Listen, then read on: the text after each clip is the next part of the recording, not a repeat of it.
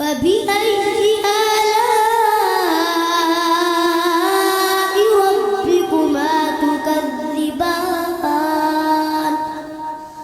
هذه جهنم التي يكذب بها المجرمون